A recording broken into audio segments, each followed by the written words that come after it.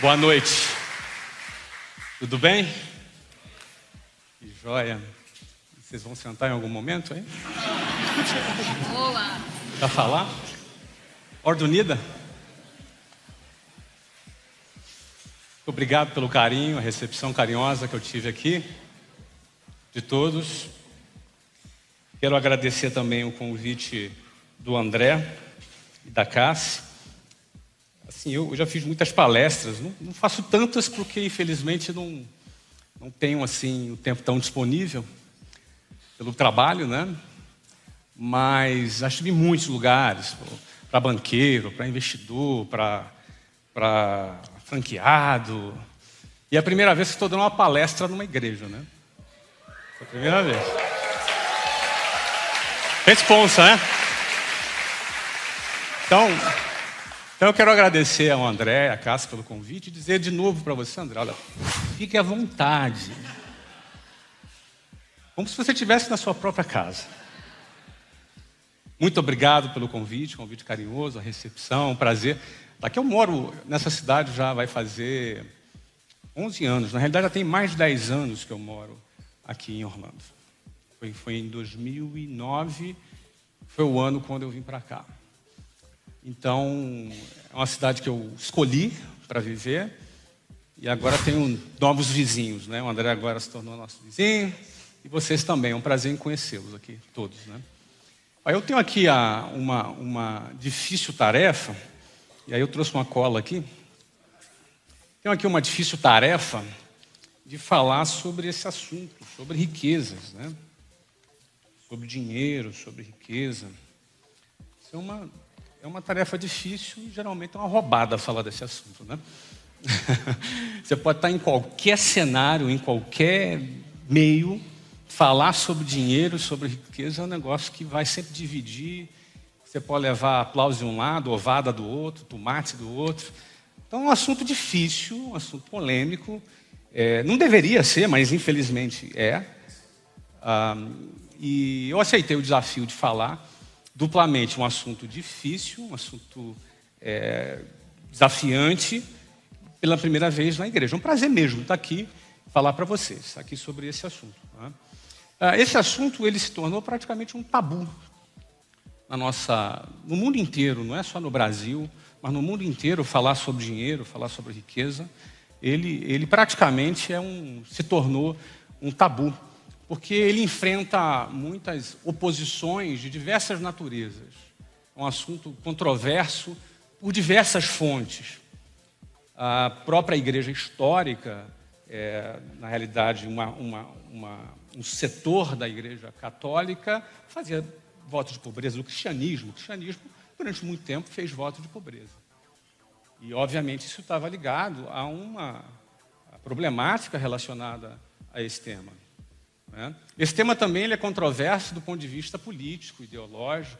Você tem algumas pessoas que fomentam ideologias que esse assunto, quando falado, torce-se o nariz. Outros não, outros gostam de falar sobre o assunto.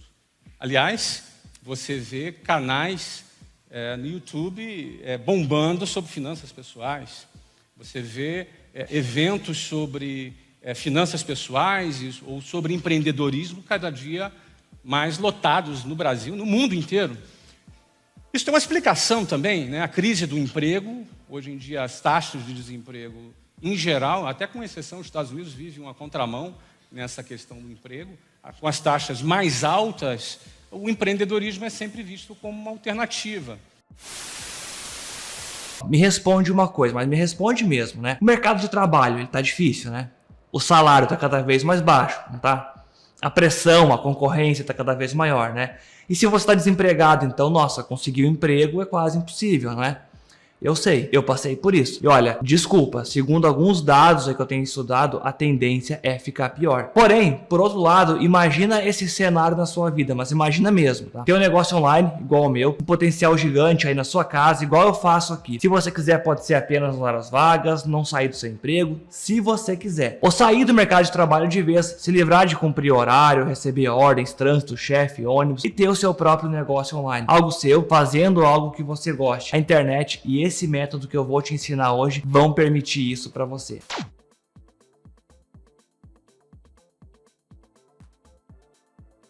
O empreendedorismo é sempre visto como uma alternativa. E como o sistema de ensino convencional, formal, ele não prepara o jovem para empreender, ele prepara o jovem para ter um emprego, desde o ensino fundamental, na universidade. É uma linha de montagem para preparar a mão de obra para a indústria. Quando o emprego se torna mais escasso, as pessoas têm que buscar alguma alternativa. E o empreendedorismo é uma alternativa que muitos têm buscado. Então você percebe que, se por um lado muita gente torce o nariz, por outro lado muita gente está em busca sobre esses assuntos. Porque a gente vive nesse ambiente controverso, polarizado, onde o mesmo assunto é adorado por uns e odiados por outros. Tem também um ranço moral. A gente liga a televisão e, quando você liga a televisão, você vai ver lá o cara que desviou não sei quantos bilhões de dólares, não sei lá onde, não sei quantos bilhões de reais da estatal, o político que roubou. Ou seja, muitas das vezes você vai ver o tema dinheiro e riqueza sendo sempre associado a um escândalo político, ou um escândalo na sociedade, um golpe, um estelionatário que deu uma volta, pirâmide financeira. Você já viu a quantidade de pirâmides financeiras que circulam hoje por todos os lugares? As pessoas caem na armadilha da pirâmide financeira, sempre a armadilha do dinheiro fácil, a armadilha do dinheiro sem trabalhar, aquele dinheiro mole que vai entrar na conta. Ou seja, nós vivemos em cima desse ambiente controverso por trás do assunto dinheiro e o assunto riqueza. Então, eu topei falar sobre esse assunto e vou falar sobre esse assunto com muita liberdade. Mas primeiro, eu gostaria de fazer alguns disclosures aqui, eu gostaria que a gente procurasse eliminar o pensamento binário. O pensamento binário, o que é? É um pensamento geralmente entre duas ideias, onde essas ideias se contrapõem e alguma vai assumir o papel do bem e, consequentemente, a outra será o papel do mal, ou vice-versa. O pensamento binário, ele faz com que esse assunto, ele bota um pouco de lenha na fogueira nesse assunto, de forma errônea, de forma equivocada, levando muito as pessoas ao engano sobre o tema riqueza, o tema dinheiro, justamente pelo vício do pensamento binário. Vou dar um exemplo aqui sobre pensamento binário, ou de derivações de pensamentos binários, que criam uma lógica viciada, uma lógica que já está viciada por esse pensamento. Vou dar um exemplo aqui. A maioria dos traficantes do Rio de Janeiro se localizam em favelas. Isso é uma afirmação. Alguém negaria essa afirmação aqui? Não. A gente vê nos noticiários, até em estatísticas você vai ver. Daí, por derivação e uma falsa lógica influenciada por esse pensamento binário, alguém pode dizer: toda pessoa que mora na favela é traficante. Isso é falso ou verdadeiro? Mas isso é, muitas das vezes, abraçado como uma verdade de forma equivocada, induzida por esse modelo de pensamento que desvirtua a realidade. Você não pode afirmar que toda pessoa que mora na favela é traficante. Óbvio que não é. Eu frequentei favela muitas vezes. Hoje em dia é comunidade que se fala, mais bonito, mas na minha época já era favela mesmo. Frequentei, atravessei favela, pegava trem, Senador Camará. Tem carioca aqui? Olha aí, cheio de carioca aqui. Flamenguista também, né? Claro, né? Natural. Outro patamar, é isso aí. Muito bem.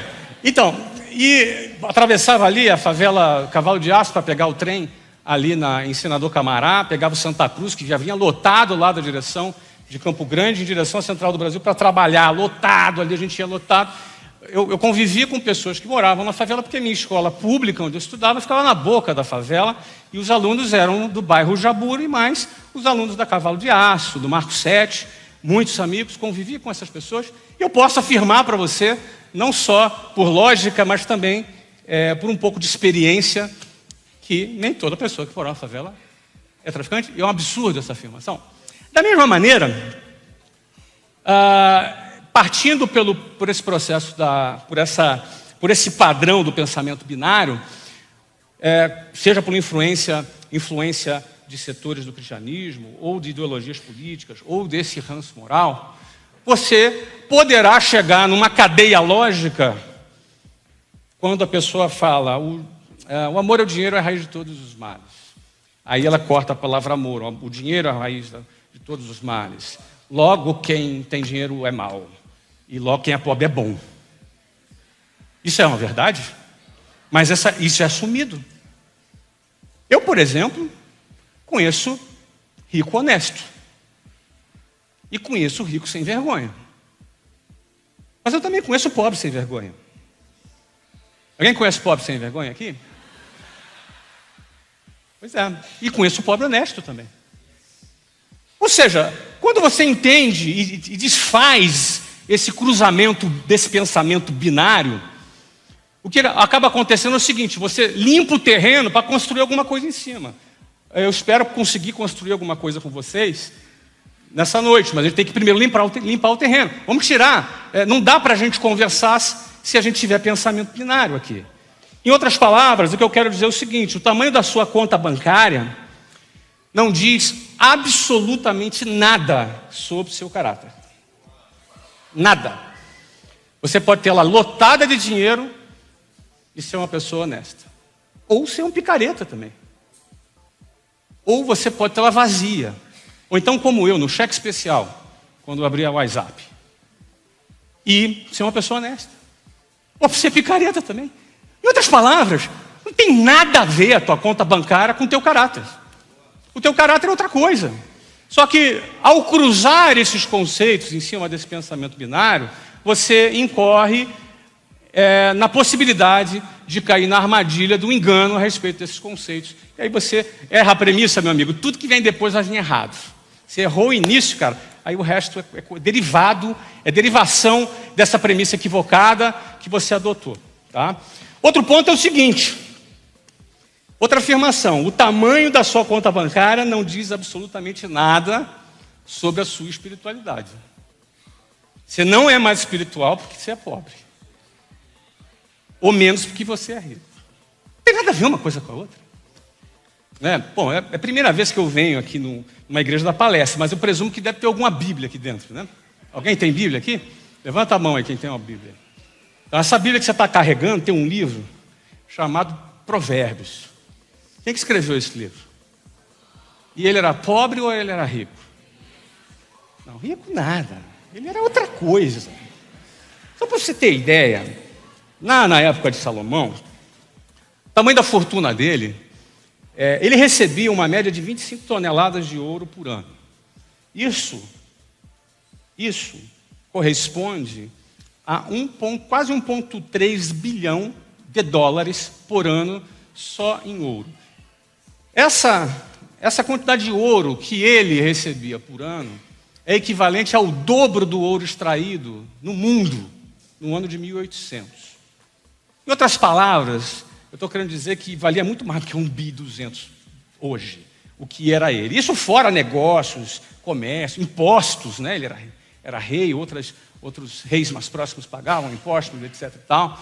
Então esse cara é rico. Rico pra caramba. E você lê o livro dele. Está na Bíblia. Está na Bíblia. Você está lendo um livro de um cara rico aí, na Bíblia. De repente você está cheio de pensamento binário, ou de repente herdou alguma confusão a respeito de caráter versus espiritualidade, versus tamanho da conta bancária, e você vai para a igreja porque você, de repente, se sente bastante espiritual, mas abre o livro de Provérbios, não é? Do cara que também era muito sábio. Não era agora que ele vacilou que tinha 1000 mulheres, né? Ah, tudo bem, naquela época, não sei. Mas eu vou te dizer, não foi muito sábio. Mas eu vou dizer um negócio para você. O cara, ele tem um livro dele escrito. Hoje, no mundo inteiro, o livro mais lido do mundo. Então, isso é só para a gente desmanchar essa percepção do que a gente tem aqui. O Templo de Salomão, por exemplo, não é aquele que fica em São Paulo, não, tá? Aquele original lá. Então, o Templo de Salomão, também não é no Hollande, também. Só para você ter ideia, a pequena oferta que ele deu para o Templo de Salomão, ele deu 100 toneladas de ouro, 5 bilhões de dólares e mais 240 toneladas de prata, equivalente a 140 milhões de dólares, hoje. Agora, você imagina que quanto valia, o que um dólar comprava naquela época, não é verdade? Enfim, tira a inflação, tira essa coisa toda. É muito dinheiro. Ele era o cara mais rico que existiu nesse planeta até aquele momento. Depois eu já não sei se é. A gente precisa, então, definir o que é a riqueza. O que é a riqueza? Né? Vamos começar a definir. Eu gosto de definir riqueza por uma palavra. Se eu fosse definir riqueza por uma palavra, eu definiria a palavra abundância. Essa é a palavra, né? Essa é a hora que sempre tem um engraçadinho que fala assim, então eu sou rico, eu tenho abundância de dívida. Não deixa de ter abundância de patrimônio negativo. O nome disso se chama dívida, mas riqueza é abundância. Tá? Riqueza é abundância do ponto de vista econômico, na economia, sobre todas as definições econômicas. Ele vai ser mais específico, ele vai falar que riqueza é acúmulo de ativos, bens móveis, bens imóveis. Ele começa a fazer toda uma definição do que é o conceito de riqueza, do ponto de vista daquilo que você possui, daquilo que você acumulou, daquilo que você acumulou com abundância. Não está errado essa definição, sem dúvida alguma. Isso é uma definição, sem dúvida alguma, de riqueza. Mas eu gosto mais da definição de riqueza do ponto de vista não do ponto de vista do acúmulo, mas do ponto de vista do poder de compra. Por exemplo, você pode dizer assim, não, mas eu tenho 50 bilhões de dólares, está num baú cheio de diamantes. Pô, beleza, mas ele está no fundo do mar, está lá no fundo do oceano. Não existe nenhum submarino que possa descer lá nas profundezas desse oceano e pegar aquele baú. Qual é o teu poder de compra? É zero.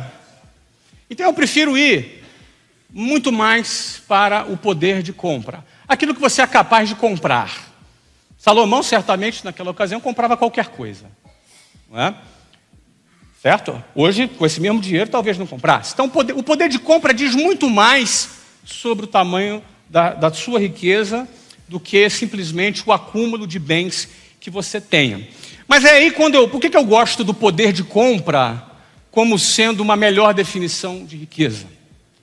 Porque existem coisas que o dinheiro não pode comprar. Perfeito?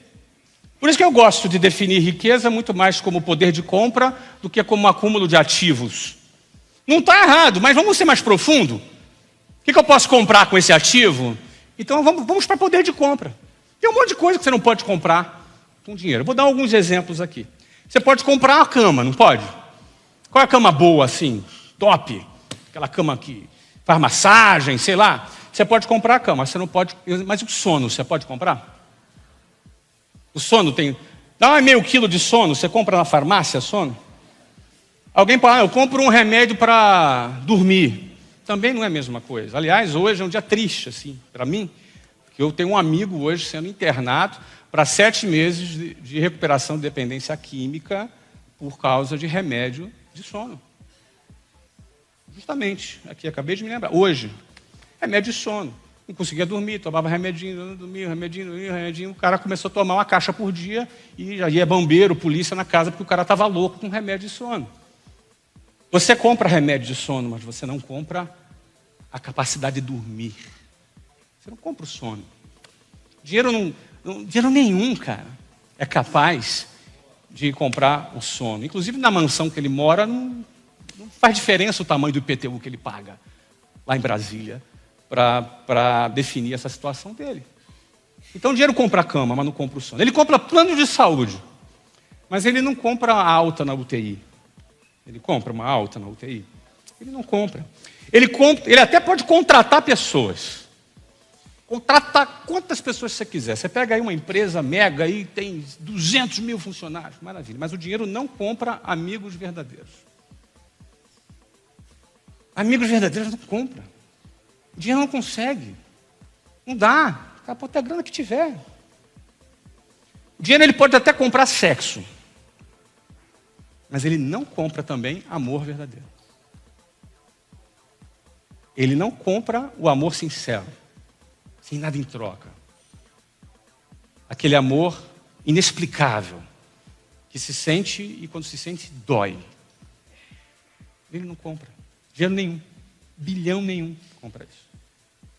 Dinheiro compra até um belo Patek Philippe, eu vou falar uma marca aqui agora, estamos transmitindo ao vivo, não é meu patrocinador aqui, não é?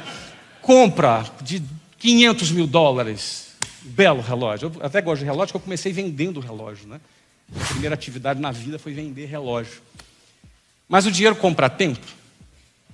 Também não compra tempo. Ele até constrói templos, mas ele compra comunhão verdadeira? Compra. Pode comprar um lugar bacanésimo, 14 acres. Show, prontinho. Mas compra o vínculo, o compromisso? Não compra. Não compra. Compra seguranças. O cara anda com escolta, 3 seguranças atrás. Eu estou com 2 seguranças aqui hoje. Fica em pé ali, o Breno e o Bernardo, por favor. Fica em pé, por favor. Breno, Bernardo.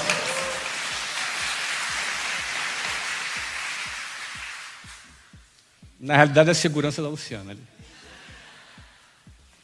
Mas não compra paz. Dinheiro não compra paz. Pode. Eu tenho uma pessoa que trabalha comigo no Brasil. Ele era chefe de segurança de um empresário, que eu obviamente não vou falar o nome, lá em São Paulo. E tinha uma equipe de mais de 140 seguranças, para ele e para a família dele. Uma frota de carros blindados, de seguranças treinados, um verdadeiro arsenal de guerra, porque para armar esse pessoal todo, imagina, manutenção, fica imaginando a estrutura, né? Para gerenciar 140 seguranças. O dinheiro consegue comprar isso aí. Compra até um exército inteiro, mas não compra paz. Paz, aquela paz, você bota a cabeça no travesseiro, você dorme e acorda no outro dia, sabe? Descansado, sabendo que o dia novo te espera. Essa paz não está à venda. Se estivesse, aliás, se o cara que conseguir vender paz vai ser o cara mais rico do mundo. Porém, paz não se vende. Olha que legal. O dinheiro até compra um certificado de doação de uma ONG renomada. Faz uma bela doação, você ganha uma placa, você ganha um diploma para os filantropos de plantão. Mas o dinheiro não compra significado. O cara que tem significado. O cara que entendeu onde ele está, por que está, o que ele quer fazer, onde ele vai chegar e por que ele faz. Em outras palavras, o dinheiro não compra o teu porquê. Compra até o teu o quê. Compra até o teu como. Mas o teu porquê ele não compra. Em outras palavras, é claro que quantidade de dinheiro é riqueza, quantidade de imóveis é riqueza, bens, ativos são riquezas. Mas quando a gente vai para poder de compra, a gente se dá conta que tem 2 tipos de riquezas, né? Aquela que o dinheiro compra e aquela que o dinheiro não compra. E aí aquela que o dinheiro não compra, eu poderia listar aqui, eu não vou querer ser repetitivo, eu sei que eu assisti o vídeo do Thiago Brunet, falou bastante sobre isso, o testemunho do Kaká também foi muito bacana. Eu sei que o Augusto Cury vai estar aqui semana que vem, ele vai dar um enfoque bem legal ali na questão mais emocional, na questão mais, não é, essa questão do cara tá resolvido, bem resolvido com ele próprio. Então, eu não quero, eu entendendo aqui o time que foi convidado para falar, eu vou ficar no meu quadrado aqui. Decidi ficar aqui no meu quadrado. Quem ouve assim também pode pensar, cara, então o Flávio está querendo dizer que dinheiro não é importante agora? Depois de tudo que eu já ouvi ele falando, agora ele vai vir dizer que dinheiro não é importante. Se eu falar para vocês que o dinheiro não é importante, eu vou estar mentindo, concordam? Porque tem um dia sequer que você não usa o dinheiro? Tem um dia sequer. A roupinha que você está usando bonitinha, teu perfume cheirosinho, o IPTU da sua casa, o property tax da sua casa, se você preferir, o seu seguro do carro, o cafezinho que você toma, e os sonhos que você tem, os projetos que você tem, as ideias que você tem para melhorar a tua qualidade de vida, sua, da sua família, tudo isso é legítimo. Tudo isso é absolutamente legítimo. E não é possível você realizar isso sem dinheiro. Inclusive, ninguém estaria aqui se não fosse dinheiro. Porque quanto custa esse telão de LED aqui, bonitão aqui? A luz de LED também, tem uma batera ali que é bacana, um baixo jazz bass, um somzão, pressão. Você vê que pastor é músico quando o som tem pressão. Não precisa insistir para ele comprar um equipamento bacana. Ele mesmo já larga na frente. Né? Enfim, a câmera, tudo isso aqui foi financiado pela generosidade de vocês, que faz parte daqui dessa comunidade, que contribui para que isso aqui permaneça.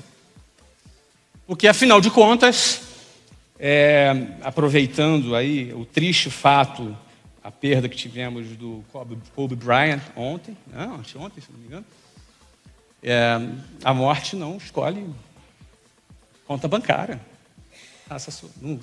raça, classe social. Todos nós vamos entrar. Então, já estamos nessa fila. Nós seremos os próximos. Talvez hoje, talvez amanhã, talvez daqui a 1 ano, talvez daqui a 10 anos. Não importa o tamanho da tua conta bancária. O teu relógio da sua contagem regressiva já está rodando. Já está rodando.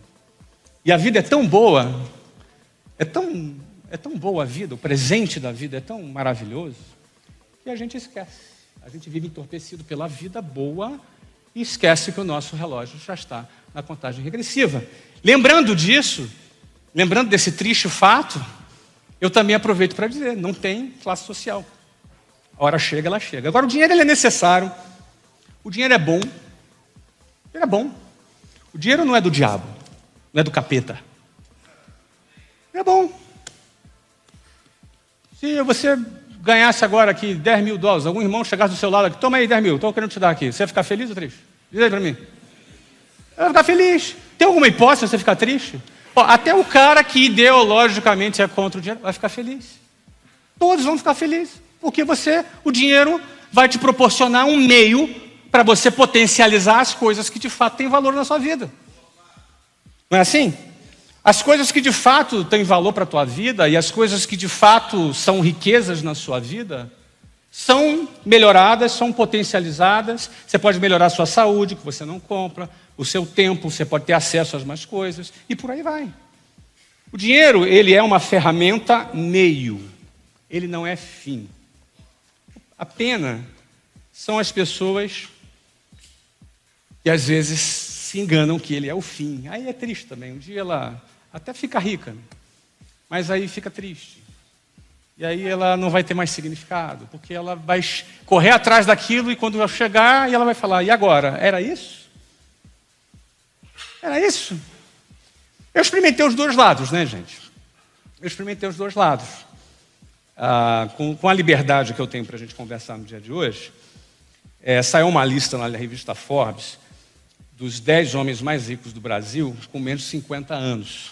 Eram os 10 bilionários brasileiros com menos de 50 anos. Eu sei que eu pareço ter 30. Eu compreendo que vocês devem estar com problema de vista. Mas eu estava lá nessa lista.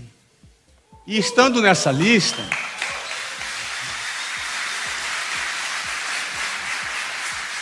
Então, estando eu nessa lista, dos 10, 8 eram herdeiros. E 2, eu e o Eduardo Saverin, aquele que fundou o Facebook junto com o Mark Zuckerberg, são os brasileiros da lista dos 10 homens mais ricos do Brasil. Homens e mulheres mais ricos do Brasil. Eu, com toda franqueza, não dou a mínima para isso. Assim, até obrigado pelas palmas. Eu acho que o que representa isso, sim, eu fico feliz até de dizer para vocês, mas com toda franqueza, e desculpa a minha grosseria um pouco, de dizer que eu não dou muita importância para isso. Mas eu cito aqui para vocês, para representar a liberdade que eu quero falar com vocês aqui, entre alguém que morou na boca da favela, que pegou o trem lotado, e que hoje está nessa listinha aí, que eu acabei de dizer para vocês. Eu conheço os dois lados da moeda. E a pergunta com muita frequência, que eu respondo no Instagram, alguém me segue no Instagram aqui? Foi só um teste. Pô, tem gente mesmo lá, né? Não é robô não, né? Tá bom. Muita frequência é quando as pessoas me perguntam sobre essa coisa de dinheiro. As pessoas têm muita curiosidade sobre isso. E eu sempre falo, eu não sou mais feliz depois que eu ganho dinheiro. E por mais que eu ganhe mais dinheiro ainda, porque dinheiro é uma coisa que você aprende a ganhar. Na realidade, você nunca ganha, né? Você faz dinheiro. Aqui o inglês é mais generoso com a definição. não é? Você aprende a fazer. E aí você vai fazer cada vez mais. Eu até botei uma meta, até 50 anos eu vou fazer dinheiro. Depois eu não quero mais fazer dinheiro, eu quero fazer outras coisas. Porém, eu quero dizer para vocês que eu costumo responder para as pessoas assim, olha, se eu perder todo o dinheiro que eu tenho, eu continuo rico. Porque eu já era rico quando não tinha dinheiro. Eu já era rico. Quando eu já não tinha dinheiro, eu já tinha riqueza. Eu não sou mais feliz hoje. Eu tenho acesso a outras coisas. Óbvio. São boas essas coisas? São ótimas. Tenho acesso a outras coisas. Mas não sou mais feliz. Eu não falo isso da boca para fora porque eu não preciso dizer isso. Tá? Então, portanto, eu não acabei ganhando mais dinheiro, a gente vai falar mais sobre esse assunto, porque eu estava em busca de algo que eu não já tivesse. Eu já tinha. Esse é o ponto. Quando a gente entende isso, a gente até acorda de manhã para trabalhar com outro significado. A gente até vai se dedicar quando alguma coisa dá errada, quando alguma coisa está ruim lá na nossa vida profissional, na tua empresa, no seu negócio. Você até tem uma outra percepção daquilo que você está passando, porque a tua vida tem outro significado. Você fica mais forte. E não só quando as coisas estão mal, às vezes a gente só pensa quando a coisa está mal, né? Pouca gente pensa que o maior desafio da vida de quem ganha dinheiro é depois que ele começa a ganhar dinheiro. Eu vou dar alguns exemplos simples, tá? Já viu casos de jogadores de futebol? Aproveitar o Rivaldo está aqui, cadê o Rivaldo? O Rivaldo está aqui. Vou perguntar para o Rivaldo, ele vai conhecer alguns, não é? Caso do cara assim, o cara saiu da pobreza, o cara assinou um contrato, no outro dia a vida do cara fez boom e o cara enlouqueceu.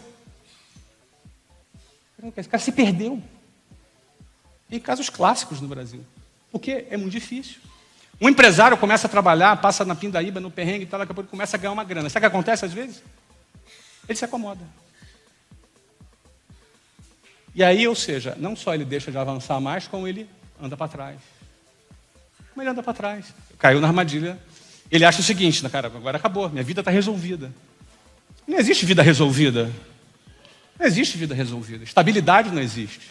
Essa é do GV. Estabilidade não existe. Não existe vida resolvida. Não é? Muito bem. Bom, eu quero aqui nesse momento dizer aqui que eu quero fazer uma transição com liberdade, então, para ficar aqui do meu quadrado. Eu quero falar um pouco da minha história, da minha trajetória e tentar comentar com vocês aqui algumas coisas que eu não falo muito publicamente, né? Embora nós estamos aqui ao vivo no YouTube. Não é?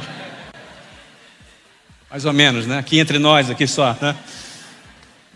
Mas eu quero contar aqui algumas histórias para vocês, porque qual é o meu objetivo aqui? Eu quero contar uma história de um cara que era um menino da periferia, que saiu e que ganhou um monte de dinheiro e que isso não fez ele mais feliz, mas ele aprendeu a ganhar esse dinheiro. E, na minha opinião, você também deveria aprender a ganhar. Tá? Por que não?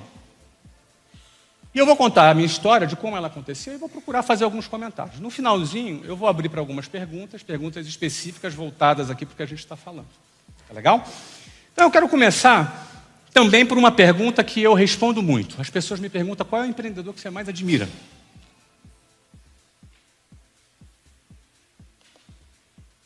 Qual é o empreendedor que você mais admira?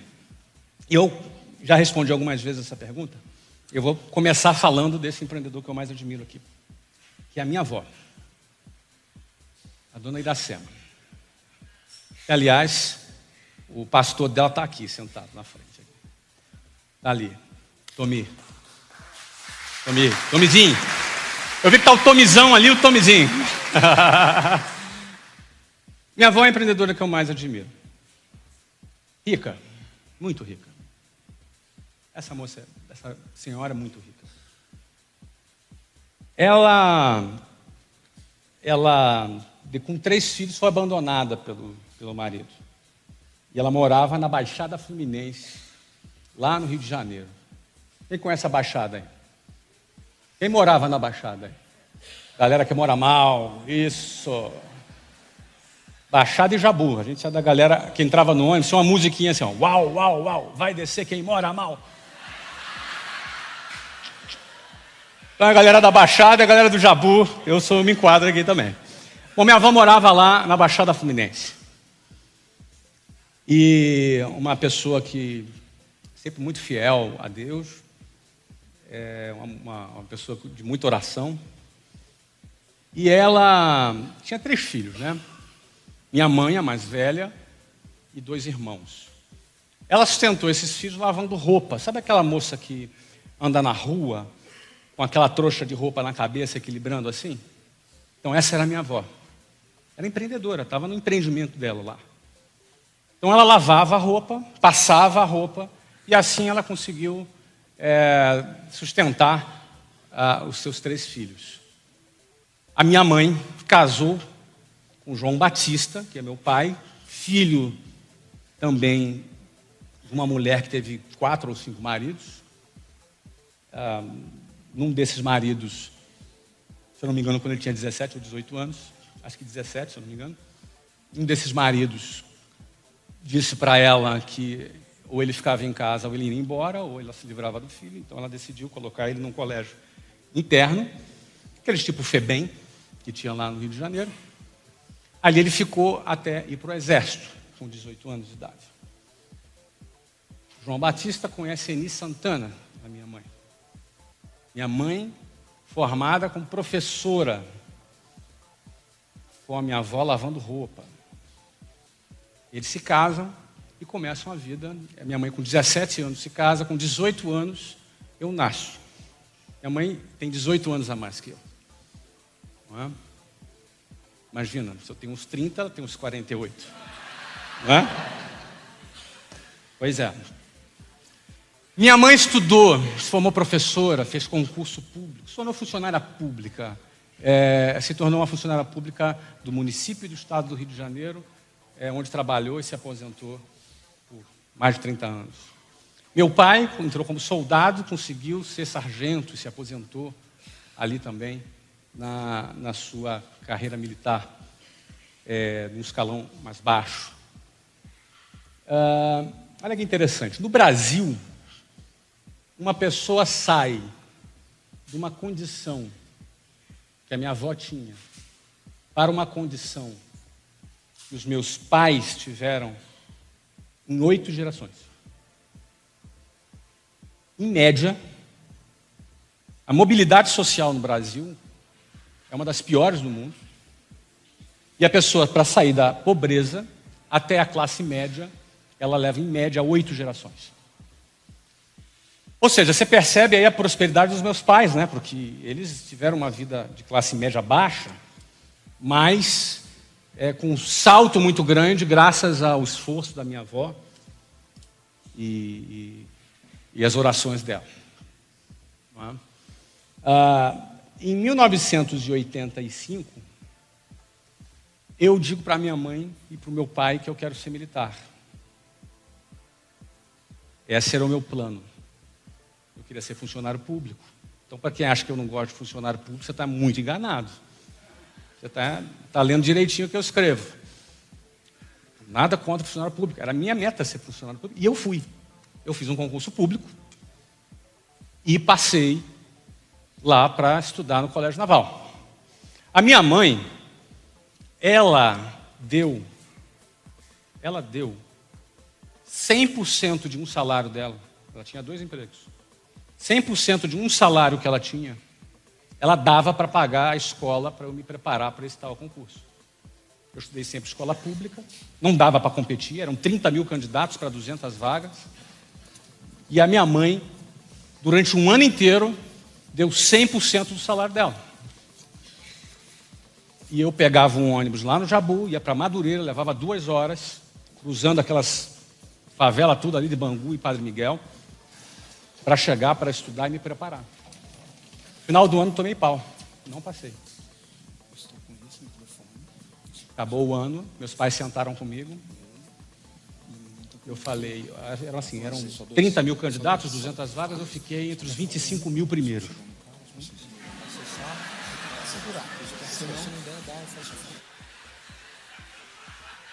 Tinham 5 mil piores do que eu. E ali foi aquela caída de ficha da minha realidade. Qual era a minha realidade? Eu, estudei a vida toda em escola pública, estou mal preparado, estou defasado, eu estou atrás. Na realidade, não é que eu não passei, eu quase fui reprovado na 8ª série, porque eu saí de uma coisa que eu estava habituado para uma coisa mais forte, para preparar para uma guerra, para uma batalha de pessoas do Brasil inteiro que estudaram em boas escolas. Eu me deparei com a minha realidade era fraca, era ruim. E aí eu tinha 2 hipóteses nessa hora. Minha realidade é ruim, o que eu posso fazer então para resolver esse problema, e o preço que eu tenho que pagar para resolver esse problema, ou então troco de sonho. Isso não é para mim. Tinha a prova para sargento, por exemplo. E a para sargento eu passava. Pronto. Meu pai era sargento, ia fazer prova para sargento, eu ia manter o legado. Certo? Mas eu tinha uma meta. E a partir desse momento, no final, meus pais sentaram comigo, e aí, Flávio, não foi bem, né? Não fui, realmente eu estou bem atrás. O que você quer fazer? Olha, eu gostaria de fazer de novo a prova. Eu acho que eu já entendi, eu sei onde é que eu preciso melhorar, eu estou disposto a me dedicar, e eu vou abrir mão de entrar no primeiro ano do segundo grau, que a gente chamava hoje de ensino médio, do high school. Eu vou deixar de ir, eu paro e faço de novo essa preparação, porque o colégio naval era de ensino médio, então você tinha que fazer esse concurso. E aí minha mãe falou, mas você vai perder um ano. Eu falei, olha, eu não vou perder um ano, eu vou lutar pelo que eu quero. Se eu não fizer o que eu quero, eu estou perdendo o que eu quero. Então eu perco o que eu quero, ou eu perco um ano. Percebe o que eu estou falando? Sabe aquela hora onde você tem que tomar uma decisão, onde você tem que assumir um risco, onde você tem que, em vez de fugir da adversidade, daquilo que se impõe sobre você, você vai ter que enfrentar. Isso representava, sabe o quê? Eu pegar 2 horas de ônibus para ir, 2 horas e meia para voltar, né? Comer aquele lanchinho lá com moedinha contada da minha mãe dá de novo o salário inteiro dela para eu poder me preparar mais um ano, sem nenhuma garantia de que no final eu passaria. Ciente dessa responsabilidade, sabe o que eu fiz? Eu estudei como eu nunca estudei. Estudei igual um louco. Estudei como nunca estudei. O que eu queria, não era mais obrigado, né? Sabe, às vezes a gente como aluno, como estudante, a gente vai para a escola arrastada, que coisa chata e tal. Não, ali era o meu projeto, era uma coisa que eu queria fazer. E aí eu estudei pra caramba. Peguei pesado, estudei horas e horas e horas e horas, muitas horas. Aí no final do ano, o que aconteceu? Não passei de novo.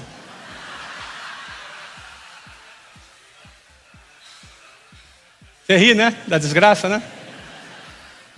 Não passei. Mas eu fiquei ali entre os 1.500. Dos 25 mil, fiquei ali entre os 1.500, 200 passava. Estava longe ainda de passar. Mas eu evoluí, não evoluí? Eu medi a minha evolução, percebe? Eu pude perceber assim, eu estou a caminho. Estou indo a caminho daquilo que eu quero. Acabou o ano, meus pais sentaram comigo, eles viram a minha dedicação, viram o resultado melhor. Flávio, o que você quer fazer? Eu falei, gostaria de fazer de novo. Dessa vez eu tenho certeza que eu vou passar. Tenho certeza absoluta que eu vou passar. Eu vou estudar mais ainda. Vou estudar nas férias. Vou estudar mais ainda. Vou dormir menos e estudar mais. E aí surgiu a pergunta, você não quer começar um ensino médio? Assim, caso você não passe, você não está perdendo mais um ano. Eu falei, não, eu quero concentração total. Não quero perder tempo com nada que não seja esse objetivo. Minha mãe topou dar o salário dela inteiro. De novo. Ela topou dar o salário inteiro dela de novo. Mais a moedinha para comida, para merenda. E eu ia lá, atravessava a favela para pegar o trem, ou então pegava 2 ônibus, 4 horas e meia, ônibus lotado, não dava nem para estudar. Não dava nem para estudar. Estava conversando com meu filho, mas como é que era o ônibus lotado? Ele me perguntou, como é que era o ônibus? Olha, você não podia fazer nada, não tinha celular. Não tinha celular. Não tinha celular, mas não tinha celular, fazia o quê? Não dava para fazer nada. Não dava para ler, em pé não dava para ler, cara. Num ônibus cheio, você vai coçar a cabeça e depois você não tem mais como botar para baixo. Você tem que ficar assim, ó. Você vai assim, né? Orando assim, né, cara? Você entende? Ele estava explicando, não, sabe? Ele não tem culpa de nunca ter pegado um ônibus cheio. A realidade dele é outra, diferente da minha. Mas aquele ano passou, eu estudei mais e mais e mais, e no final do ano eu passei.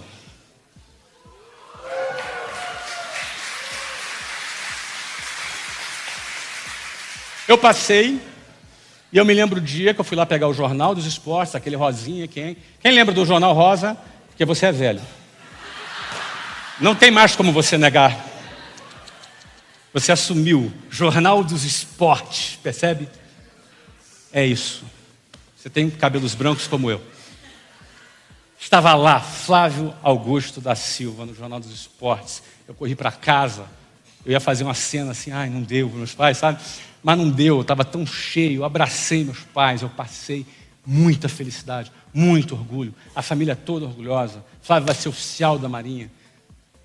Sabe, os vizinhos todos vibrando. Nossa, o Flávio, sabe o Flávio? O Flávio que vai, que o Flávio para cá, que o Flávio para lá.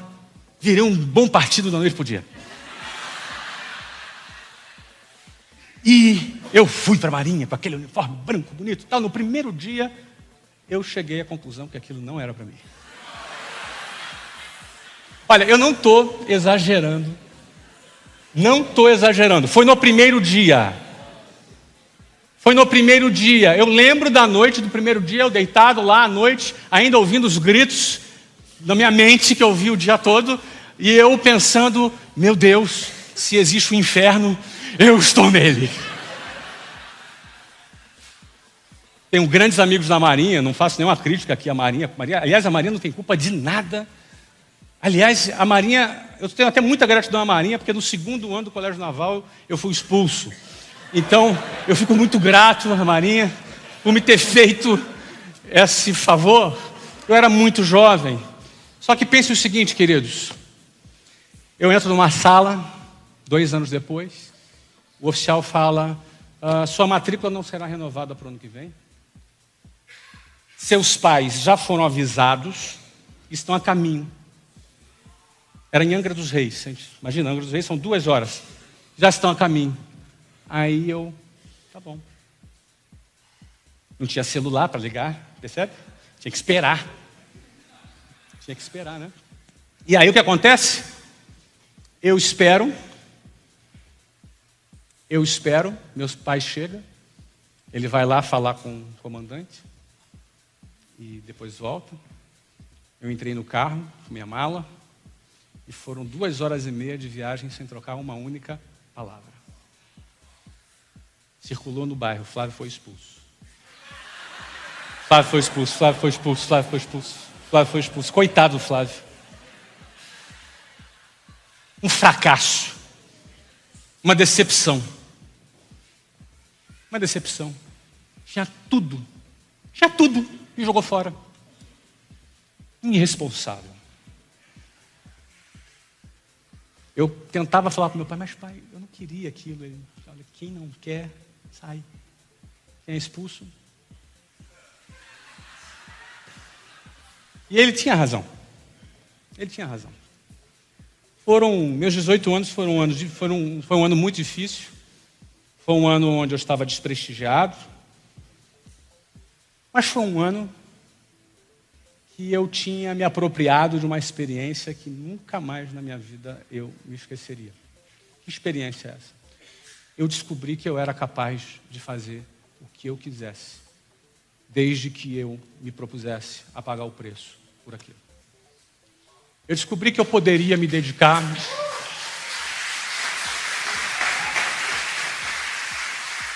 Eu descobri que eu poderia me dedicar a qualquer coisa. O que foi? Fica à vontade. Eu descobri que eu não era vítima do sistema. Obrigado. Eu descobri que eu não era vítima porque estudei em escola pública ou porque era da periferia. Eu descobri porque eu poderia fazer a diferença. Eu descobri que eu poderia lutar por algo. Eu descobri que eu poderia ser 20 mil em 25 mil, mas eu poderia virar o jogo. Eu descobri. Eu descobri que valia a pena investir, como minha mãe investiu. Valia a pena me dedicar, como eu me dediquei. E aquilo foi algo que eu me apropriei até hoje. Porque eu diria, se alguém me perguntar qual foi o teu maior desafio que você venceu até hoje, eu diria que é esse que eu estou contando para vocês. Foi abrir uma empresa depois, não foi fazer o que eu fiz depois. Porque aqui era do nada, era do zero, era do negativo. Era alguém sonhando com uma mãe apostando. Percebe? Alguém do nada. Esse foi o... E aí, eu quero... O meu tempo aqui já era, entendeu? Se vocês estiverem ok, não. Se estiver com sono, dorme aí. Tá dormindo, Tomi? Não? Não, né? Tá acordadinho, né? O meu termômetro é o Tomi. Tomi tá acordado, tá mais ou menos aqui. Vamos lá. E aí, o que acontece? Esse foi realmente o desafio mais importante que eu venci na minha vida. Né? Nesse período. Né? Ali, eu tinha 18 anos e conheci uma moça. Conheci, não é Brasil? Ela tinha 15 anos, eu tinha 18. Me apaixonei por ela. Isso, pode fazer uma... Pode fazer. E esses dias, engraçado, né? 4 dias atrás, eu achei a minha agenda quando eu tinha 18 anos. Quer dizer, eu achei não, a Luciana achou, né? Ela trouxe lá, a gente fica lendo, né? O dia que eu conheci. Aí tinha tudo escrito ali. Todas as coisinhas ali. Imagina, né? Deitei e rolei, né? Então eu conheci essa menina e fiquei apaixonado. Nunca tinha acontecido. Minha primeira namorada. Pô, namorava, só estudava, né? Minha primeira namorada. E ali realmente eu pensei, logo cedo, eu falei, quero casar com essa menina, quero viver a vida toda ao lado dela. Nesse momento aconteceu uma coisa curiosa. Eu sou um cara muito cético para muitas coisas, né? Tem gente de muito mais fé que eu não sou aquele cara de tanta fé, sabe? Foi uma moça lá na igreja do meu pai, e ela falava uns negócios meio malucos, assim, sabe? Chegava pro cara e falava, quero falar um negócio para você, falava, eu falava assim, 18 anos ali com a minha guitarrinha, cadê a guitarrinha? Sentado com a minha guitarrinha ali, esperando a hora dela terminar de falar tinha uma cantata de Natal, né? A gente ensaiou pra caramba, né? E a mulher não parava de falar, né? Falava. Acabou com a programação. Acabou com a programação. Eu tinha organizado lá os ensaios, fiquei bravo, né? Aí no final, essa moça falou para minha mãe, olha, seu filho vai ser um cara muito importante. E vai casar com aquela moça lá, ó, que é essa aqui que está aqui. Ele vai ser um cara importante e tal. Obrigado. Ora por mim. Pau da vida que ela tinha estragado o meu negócio. 3 meses depois, eu comecei a trabalhar num curso de inglês. Aliás, na agenda eu estava vendo lá todas as minhas notas, né? Eu era bom aluno, né? Tinha estudado muito, 10, um monte de aluno, né? Inglês, 5. Era a minha pior matéria, inglês. Como são as coisas, né? Pior matéria, inglês. Fui trabalhar numa escola de inglês. Nessa escola de inglês que eu fui trabalhar, eu fui vendedor. E a gente trabalhava de telefone público. Porque naquela época não tinha celular, as empresas não tinham telefone, era telefone público. A gente ia para telefone público. Eu trabalhava lá do aeroporto de Santos Dumont para trabalhar. E nessa empresa eu fiquei por 4 anos. Nessa empresa. Era um bico. Nessa empresa eu fiquei por 4 anos. Eu me identifiquei com vendas. Tinha metas para bater e eu pensei, nada é mais difícil do que passar no colégio naval. Eu vou bater, eu vou trabalhar. Eram horas, 4, 5 horas no trânsito, trabalhando. Comecei a ganhar bem, casei com a Luciana. Nós fizemos agora 27 anos de casado. Ela me atura esse tempo todo. Me aguenta esse tempo todo, ela. Aqui na frente. Nós casamos, eu tinha 20 anos, Luciana tinha 17. Casamos e fomos transferidos para a Venezuela. Não era o que é hoje a Venezuela, era um país magnífico, inclusive, diga-se de passagem, antes de ser destruído. Era magnífico. Nós ficamos lá uns 6, 7 meses, deu tudo errado, voltamos para o Brasil. Um ano depois, 4 anos trabalhando nessa empresa, eu saio para abrir a WhatsApp. Em 3 de abril de 1995, eu fundei a primeira escola da WhatsApp, lá no Rio de Janeiro, no centro do Rio de Janeiro. E o mais interessante é o seguinte, que durante a jornada, onde é que as oportunidades elas aparecem? Por que eu saí daquela empresa? Eu estava ganhando bem, eu ganhava uns 7 mil reais, que eram 7 mil dólares naquela época, era muito bom o salário. Não tinha grandes ambições, eu não tinha ambição maior do que aquilo. Eu não estava em busca de ter o meu próprio negócio para ganhar mais dinheiro, não era esse o meu objetivo. Mas durante um período, eu tive conflito de valores, porque durante esse período todo eu carreguei os valores que eu herdei da riqueza da minha avó, dos meus pais. E aqueles valores estavam me incomodando dentro daquela empresa. Era uma boa empresa para mim, mas tinha um choque de valores ali. E isso que fez eu escolher sair e montar um negócio. E precisava ser rápido, então não tinha dinheiro guardado, foi do cheque especial, 12% ao mês de juros. Não tente fazer isso em casa, por favor. Mas eu tinha muito conhecimento do setor, muito conhecimento do mercado, muito conhecimento de vendas, o que era necessário para eu trazer mais alunos para a escola. E a gente já montou a primeira escola, que colocou mais de 1.000 alunos no primeiro ano, montou a segunda, botou 1.500 alunos no primeiro ano. A gente abriu 24 escolas próprias em 3 anos. Luciana viajava pelo Brasil todo, abrindo escola, fazendo reforma, ela era gestora, eu trabalhava mais na parte comercial, na parte de vendas, captando aluno, trazendo alunos, a Luciana. Nenhum de nós éramos professores, porque nem eu nem ela falávamos inglês. Mas nós tínhamos um time acadêmico muito interessante. Muita gente me pergunta sobre isso, né? Eu posso abrir um hospital hoje e não sou médico. Aliás, eu tenho um clube de futebol e não sou jogador. Não é verdade? Então, ou seja, empreender te dá essa possibilidade. Quando você aprende a empreender, você percebe que tudo é mais ou menos parecido. Você tem algumas áreas específicas, você vai contar com alguém com conhecimento técnico, liderança e lealdade. Você tem que ter liderança para fazer essa gestão, certo? Ou seja, você aprende, você percebe que tudo se repete, não tem nada de novo.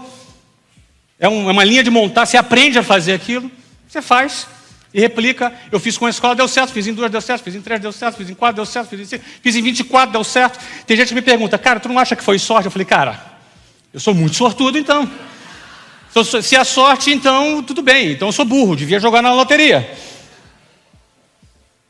Então, o que as pessoas às vezes não entendem, e aí eu quero dizer para você, é quando você tem que perceber que Deus não vai fazer aquilo que só você pode fazer. Não vai fazer.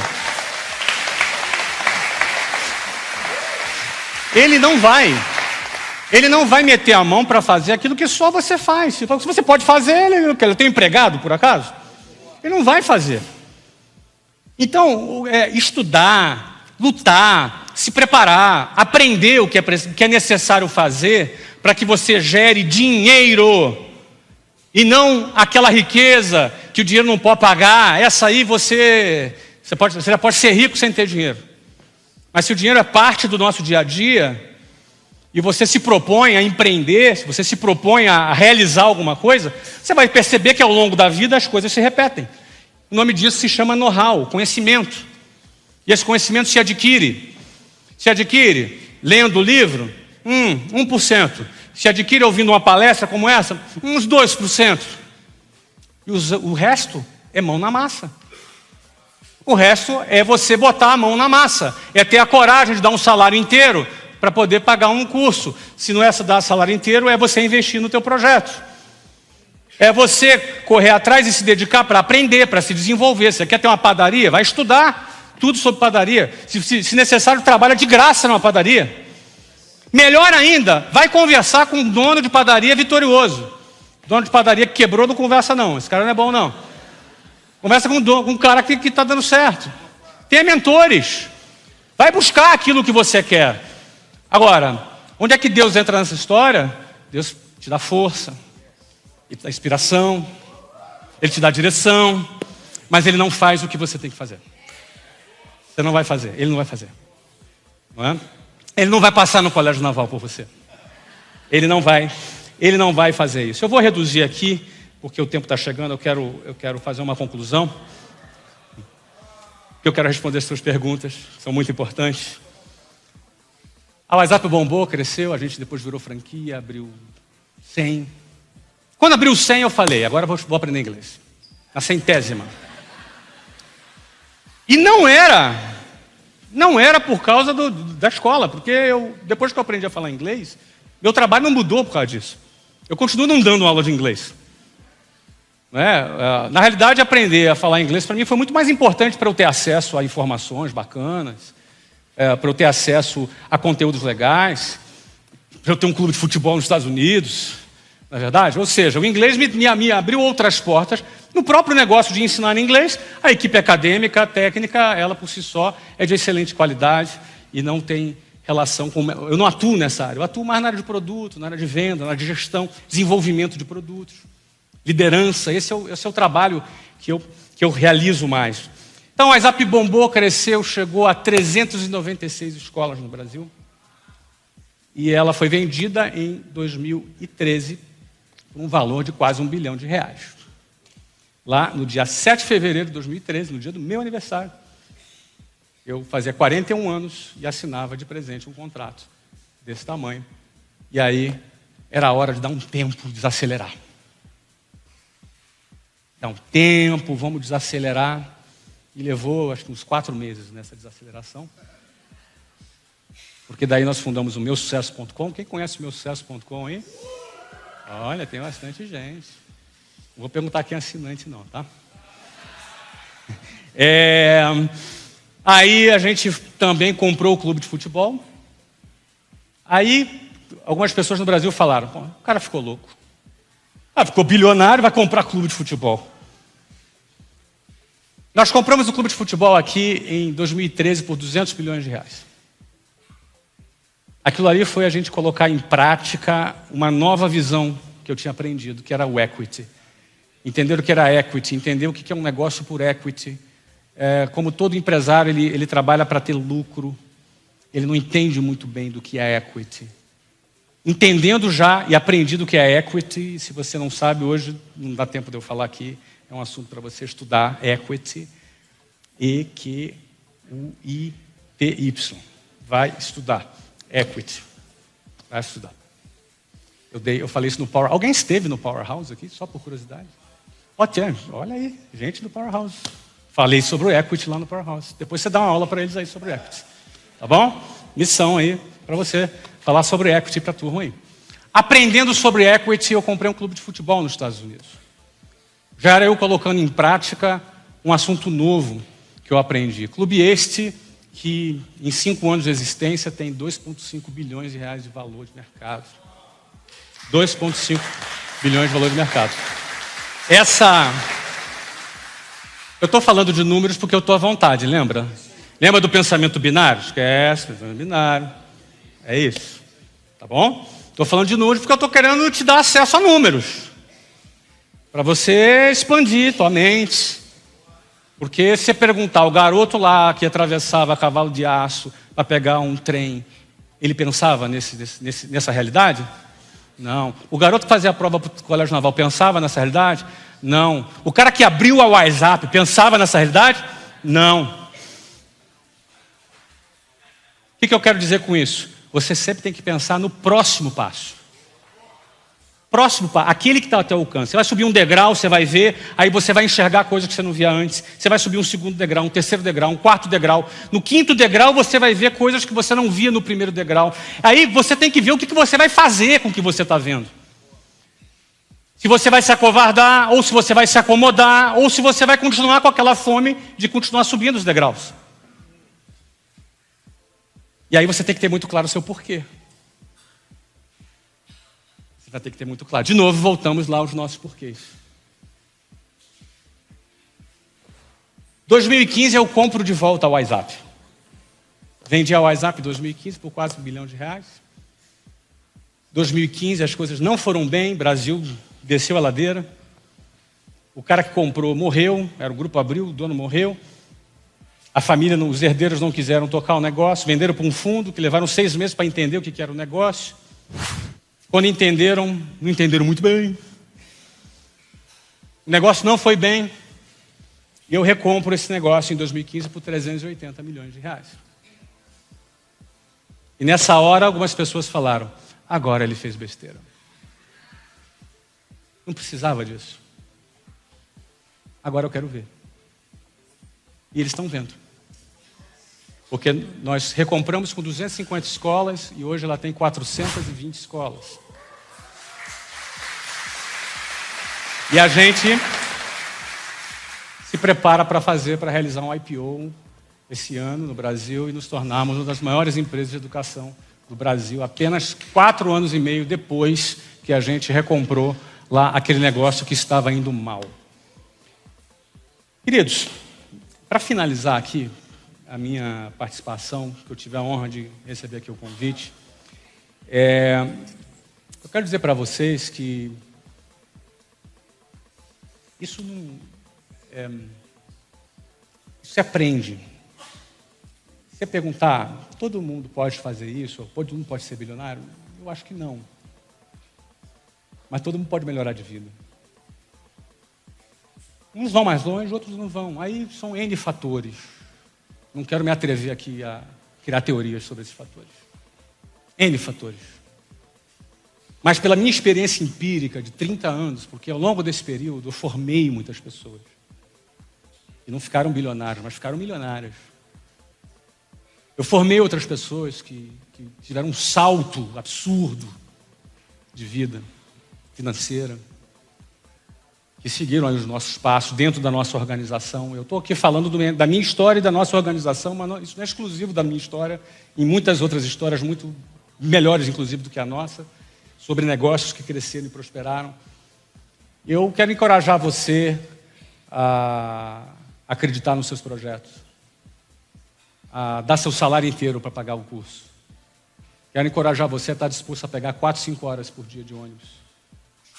Quero encorajar você a se dedicar e tirar todo o gap, tudo aquilo que você acha que perdeu de tempo na sua vida, é possível você recuperar esse tempo. Eu quero encorajar você a ter sonhos maiores, a acreditar, e a lutar, e a buscar, e esperar de Deus só aquilo que Ele não pode fazer. Para de cobrar Deus das coisas. Para de achar que Ele vai fazer aquilo que só você pode fazer. Então, eventualmente, você não vai ser rico. Desculpa. Eventualmente, você não vai ter dinheiro. Rico é outra coisa, a gente já sabe. Talvez até você já seja rico. Talvez não. Então, eu quero te encorajar a buscar recursos, a lutar por algo melhor. Porque quando a gente tem grana, a gente pode ajudar mais. Você pode ajudar a sua família. Pode dar acesso aos seus filhos a coisas melhores. Pode ajudar aqui esse projeto com o André.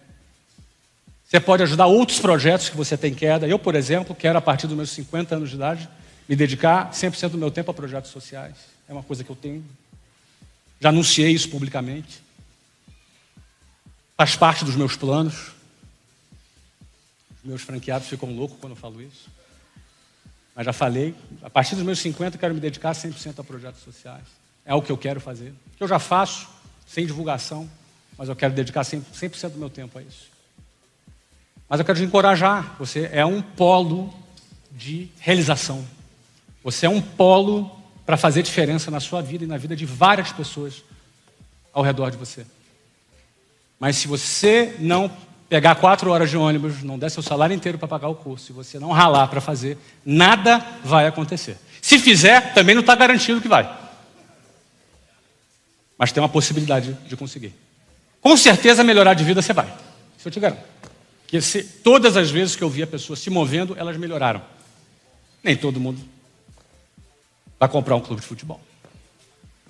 Mas você pode realizar mais. Você pode fazer mais. Beleza?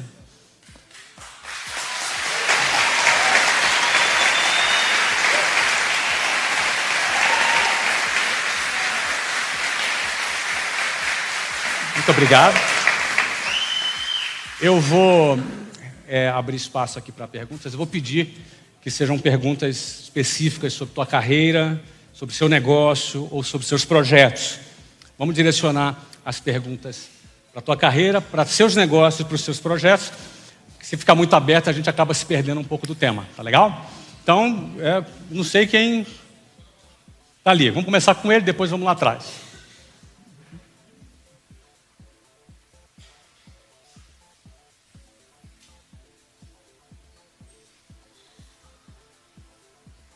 Fala, tudo bem? Meu nome é Jean. E eu me identifico muito com essa história, porque eu vim do Rio de Janeiro também, nasci no Rio, só para contextualizar 30 segundos antes de fazer a pergunta. Comecei como estagiário, formei em computação, e aí passei aí, vim de uma família normal também. E aí tive o privilégio de me formar em computação, de ter conseguido posições, e pela misericórdia de Deus eu consegui uma posição em uma grande empresa de tecnologia do Brasil. E essa empresa, em 2016, me convidou para trabalhar no Vale do Silício como especialista. Então, eu mudei para a Califórnia em 2016. E aí, eu trabalhei lá por 2 anos, né? Na verdade, 3. E aí eu vi que, caramba, eu acho que o meu propósito não é estar no mundo corporativo para sempre. Eu via que eu estava ali, eu tinha me realizado, tinha chegado onde eu queria, mas eu via que não era aquilo. Eu sempre tive a vontade de empreender, desde criança, né? Desde pequeno. E aí eu me vi naquele ponto de inflexão que você conta no seu livro, lá que você tinha 23 anos, era diretor já, ganhava $7.000, e aí você tinha aquela decisão, você ia para frente, né? Você ia abrir a Wise Up com 20 mil aí de cheque especial seu e da Luciana, no caso, ou você continuaria ali fazendo aquilo que você não gostava, né? E aí a minha pergunta para você é, qual que é a sua dica, qual que é o seu conselho que você dá para pessoas que estão transicionando do mundo corporativo para empreender, que é o meu caso hoje? Você tem sócio? Somente a minha esposa. Tá. Quem dos dois é o vendedor? Teoricamente eu. Nunca vendi, mas estou aprendendo. Você é o vendedor ou você é o programador? Sou vendedor, o cara do conteúdo, tudo. Tá, um negócio de conteúdo. Nicho, dentro da computação, um nicho de computação na nuvem. Tá. Para profissionais que fazem a mesma coisa que eu. Eu ensino o que eu faço. Ou seja, você vende esse... Então você seria o professor? Sim, exato. Aí então, o grande desafio é o seguinte. O que faz um negócio crescer, primeiro, é você ter um produto. Ter um produto razoavelmente bom, porque no início ele vai ser bom na medida da sua capacidade de investimento. E no início, geralmente, não é tão bom. Certo. Então ele tem que ser razoavelmente bom no início e ir progredindo ao longo do tempo. Você ter uma boa pessoa de gestão ao seu lado, isso é fundamental. E você precisa se dedicar a vender. 100% do seu tempo. Então você vai precisar, se você entrar nesse teu negócio sendo o professor do seu negócio, o seu negócio vai ser limitado. Certo. Talvez eu tivesse sido uma grande bênção na minha vida, eu não sabia falar inglês. Talvez eu começasse dando aula de inglês. Percebe? Sem dúvida. Então, eu não estive na sala de aula, porque eu estava fora prospectando clientes. O negócio é todo negócio, seja clube, curso, qualquer coisa. Se resume em ganhar cliente e manter o que você já tem. Ponto. E entregar um serviço. A posição do principal executivo de uma empresa tem que ser no lugar de ganhar clientes.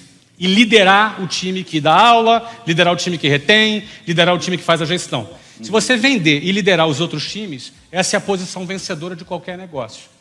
Perfeito. E aí você vai ter que ter a habilidade de transferir o seu conhecimento para alguém e contratar esse alguém para lhe dar aula, porque esse dinheiro que você vai pagar para contratar é barato, perto do tempo que você vai ter produtivo trazendo novos clientes.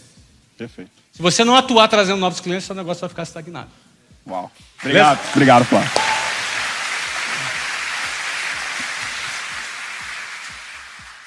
Ali atrás, tinha uma moça que levantou depois, isso. Pode fazer a pergunta? Que honra ouvir tudo que você falou, parabéns, Obrigado. É inspirador. Meu nome é Laurita, eu sou uma ex-empregada do mundo corporativo, estou aqui nos Estados Unidos realizando um sonho, sou sócia de uma incubadora de negócios e sou uma apaixonada por vendas, né? E você fala com muita coragem, com muita determinação. Quando eu assisto você falando, eu sinto essa veia pulsar em você, é a mesma que pulsa em mim. E o que eu enfrento hoje são muitos profissionais que têm desejos de empreender, principalmente porque nós oferecemos isso, mas existe um medo, existe uma necessidade de muito planejamento e pouca ação. Pessoas que ficam planejando, calculando muitos riscos. Eu gostaria que você me dissesse um pouco da importância disso, porque eu sou uma pessoa de planejamento, mas eu gosto daquele poder da ação mesmo, principalmente na área de vendas. Por favor. Muito bom. Laurita, né? Laurita. Então, Laurita, planejar é muito importante. Todos os projetos que eu fiz foram bem planejados. Na época não eram planejados num computador, era meio que num papel de pão, mas eram planejados. Não era, na época não tinha internet, não tinha as ferramentas de tecnologia que a gente tinha hoje, mas todos eles foram planejados. Eu sabia exatamente o que eu precisava fazer, eu tinha todos os cenários. Agora, você tocou num ponto principal. Não adianta nada a pessoa ter uma boa visão de negócio e não ter coragem. A coragem é fundamental. Eu costumo dizer que empreender é dar o salto da gaiola. É aquele passarinho que está dentro da gaiola, que tem todo quinto dia útil um potinho de alpiste. É que aqui é semanal, né? Entendeu a piada? Semanal. Então deixa eu traduzir a piada para... Toda semana tem um potinho de alpiste, ali para ele comer, no Brasil é só no quinto dia útil. E ele tem que abrir mão daquele alpiste e pular da gaiola. E quando ele pula da gaiola, ele vai ter que caçar, vai ter que arrumar a própria comida, vai ter que lidar com predadores, não tem garantia de nada, mas ele tem liberdade. Dentro da gaiola, ele tem a segurança.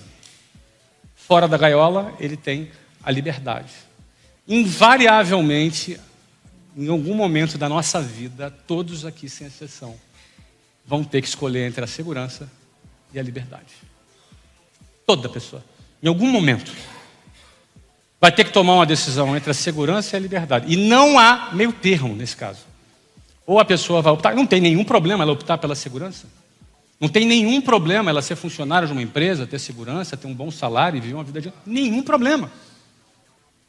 Mas, aquele cara que pulsa o desejo de empreender, ele vive num conflito eterno. Porque ele quer empreender, mas ele quer a segurança. Isso não dá. Isso não dá. Isso é um conflito terrível.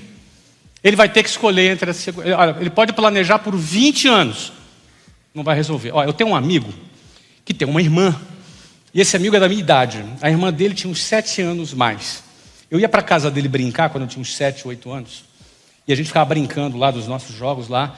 E a irmã dele, que tinha 7 anos mais velho, tinha um namorado. E ele ia na casa dela para namorar.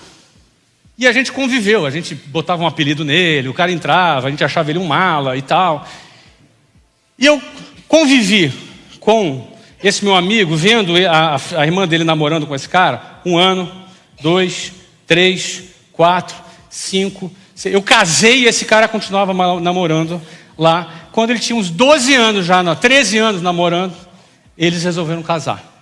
E marcaram o casamento. Marcaram o casamento, distribuiu o convite. 1 semana antes do casamento, sabe o que aconteceu? O cara desapareceu. O cara sumiu. Ninguém sabia onde estava o cara. E aí, o casamento era sábado, na segunda-feira ninguém achou, na terça-feira ninguém achou, na quinta-feira o pessoal desmarcou o casamento, cancelou o casamento. O cara foi aparecer 3 meses depois, com aquela cara assim, não, eu fiquei com medo. Entendeu? E aí, sabe o que aconteceu? Ele voltou, pediu a moça em casamento, 3 meses depois, sem festa, sem nada, casado. Estão casados até hoje, tem 2 filhos, estão bem. Aí você percebe o quê? Um medo do cara tomar uma decisão. A vida é cheia de decisões. O casamento, ter filho, abrir uma empresa. Se o cara tem chamado para abrir uma empresa, para empreender, e tiver medo de saltar da gaiola, ele vai ficar frustrado o resto da vida. Não tem jeito. Não é? Beleza? Eu não sei para quem foi o recado aí, mas está dado. Sei, pode ser ali atrás, ali, pulando ali, saltitando. Daqui a pouco a gente volta aqui na frente. Queria te agradecer pela oportunidade de falar. Eu tenho muitas coisas em comum com você. Primeiro, eu sou carioca também. Já peguei o trem para a Central do Brasil. Flamenguista? Não. Uma das coisas que eu não tenho é... Eu também não sou flamenguista e ainda não tenho a conta bancária igual a sua. Mas vou vir morar em Orlando. Mas deve ter uma melhor do que eu tinha quando eu comecei. Vou vir morar em Orlando ainda esse ano. Enganei minha esposa aqui, que está do meu lado, falando que a gente veio ver o Mickey com a minha filha. Mas, na verdade, eu vim ver você, né? Eu não sei se a tua filha sabe, mas meu apelido na escola era Mickey. Então já estava certo. É sério, tá? É sério. Bom, queria primeiro te agradecer por essa oportunidade. E, primeiro, eu trabalho numa empresa como gestor de pessoas, uma grande multinacional no Brasil, e tenho um projeto paralelo na área de gestão de pessoas também. Então, a pergunta focada é: existem hoje profissionais que trabalham numa empresa e têm projetos paralelos, né? Eu tenho um canal no YouTube, tenho blog e ajudo algumas pessoas com consultoria individual e também empresas.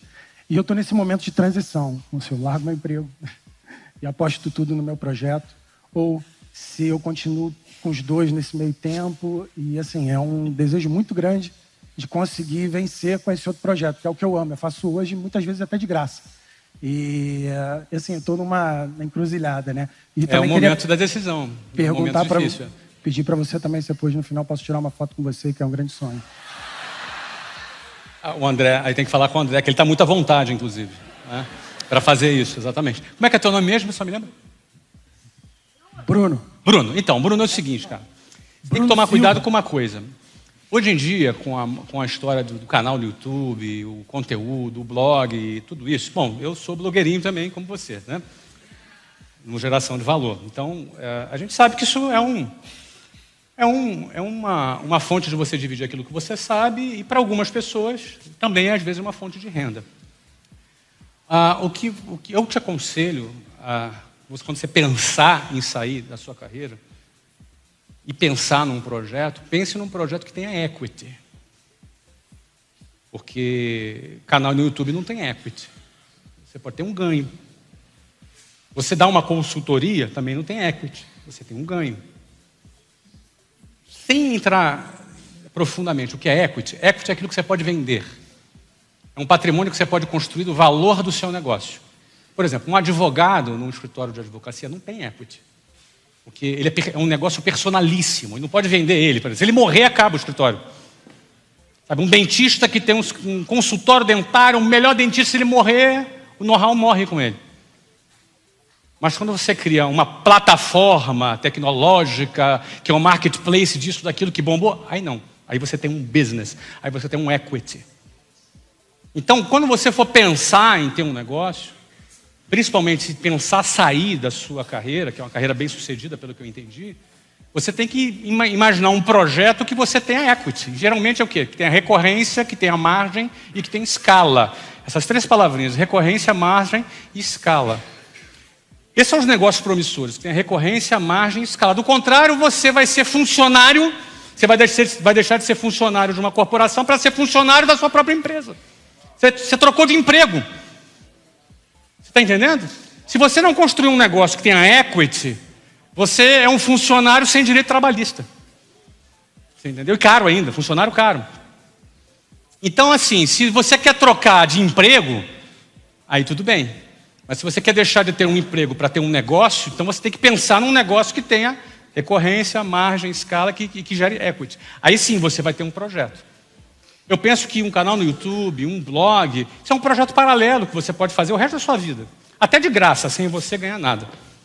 Agora, se você quer construir alguma coisa, aí você precisa pensar num negócio que tenha isso que eu falei. Tá bom? Valeu. Quanto tempo a gente tem? Só para... Tem perguntas? Do fundão já foi 2. Deixa eu vir um pouquinho aqui na frente, aqui, esse garotão aqui. Depois a gente vai lá para trás, tá? Vamos lá. Eu vou responder mais 3 perguntas, tá bom? Por causa do tempo, tá, gente? Tem gente aqui que tem compromisso, então... Boa noite, Flávio. Prazer. Boa noite. Como vai? Eu tenho uma pergunta, eu já te acompanho, sou parte do GV, sou do meusucesso.com. E assim, a minha pergunta, eu já vi várias respostas suas sobre vários assuntos, mas algo que eu penso, você construiu um legado, esse é o interesse de muitas pessoas que estão aqui, gerar um legado. Você falou que com 50 anos você quer parar, quer olhar para outra direção, você já tem feito isso, mas quer focar melhor nisso. Eu queria saber qual é a sua visão sobre sucessão, o que você planeja em relação a isso, sabe? Eu não sei se tem a ver com uma questão familiar ou se tem a ver com diretores, não sei. Mas eu queria saber a sua visão desse sentido de planejamento para sucessão. Legal. Obrigado. Eu fui convidado no ano passado por um fundo, um private equity, um fundo de private equity em Nova York, para dar uma palestra para herdeiros de grandes fortunas. Tinham ali cerca de 25 pessoas. 90% do Brasil e uns 10% da América Latina. Né? Então eram 25 pessoas selecionadas a dedos, um grande banco que tinha um fundo de private equity, tinha também um private wealth que faz a gestão de fortunas, e eles estavam oferecendo esse workshop para esses herdeiros. Aí levei o meu filho lá comigo, acho que foi o Breno, foi comigo, não foi? O Breno foi comigo. E todos eles, a maioria deles estudam em Harvard, estudam em Oxford, nas universidades tops e tal, blá, blá, blá. Aí o cara do Jabu chegou lá, né? Eu, no caso. O au vai descer, quem mora mal, sabe? Chegou lá, sentei e fiz a pergunta. Os garotos muito educados, educadíssimos, bem vestidos, educados, agradáveis, inteligentíssimos. E eu fiz uma pergunta para eles assim. Bom, gente, eu quero começar, tinha 1 hora de papo com eles, nosso papo aqui fazendo uma pergunta. O que é sucessão para você? E aí, uma menina já se apontou. Não, sucessão é um processo que dá de bibibi, blá. Interessante. Quem mais? Aí outro. Os 25 falaram. Fiquei lá uns 20 minutos esperando ali. Todos eles falaram. Então, em suma, é um processo de transferência de gerações que vão dar conta, que vão assumir a empresa, a cultura, que não sei o quê. E aí eu falei para eles assim, onde você estudou? Faculdade tal. Só top. Ninguém acertou. Todo mundo errou. Vou escrever aqui, ó. Sucessão. Sucessão é um sucesso grande. Sucessão.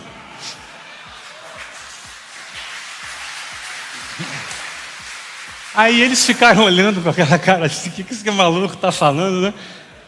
Eu falei assim, eu não quero falar da sucessão, daquilo que teu pai ou teu avô está preparando para você. Eu quero falar do teu sucesso. Eu quero falar da sua marca, daquilo que vai fazer a diferença na sua geração, no sobrenome da sua família, nos negócios da sua família, ou melhor do que isso, em alguma coisa que você vai criar por conta própria. É disso que eu quero falar. O que eu penso, eu estou com 2 filhos aqui, né? Podem sair, por favor? Não, brincadeira. O que eu penso sobre sucessão, já falei com eles claramente, eu não...